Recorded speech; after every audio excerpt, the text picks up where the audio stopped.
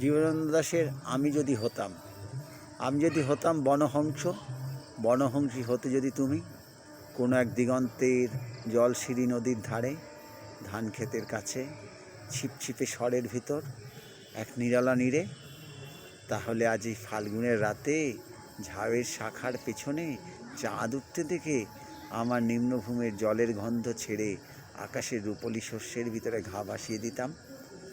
তোমার পাখনায় আমার পালক, আমার পাখনায় তোমার রক্তের স্পন্দন, নীল আকাশে খই ক্ষেতের সোনালি ফুলের মতো অজস্র তারা, শিরীষ বনের সবুজ মরম নীড়ে সোনার ডিমের মতো ফাল্গুনের চাঁদ।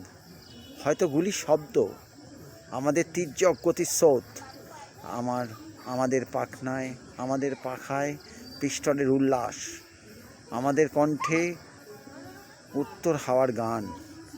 হয়তো গুলির শব্দ আবার, আমাদের স্তব্ধতা, আমাদের শান্তি, আমাদের জীবনের এই টুকরো টুকরো মৃত্যু আর থাকতো না আজকের জীবনের টুকরো টুকরো স্বার্থের ব্যর্থতা ও অন্ধকার। আমি যদি বনহংসী হতে যদি তুমি, কোনো এক দিগন্তের জলশিরি নদীর ধারে, ধান ক্ষেতের কাছে। ধন্যবাদ। বড়মা ডিজিটাল নিউজ চ্যানেল সাবস্ক্রাইব করবেন, সকলকে বলে দেবেন।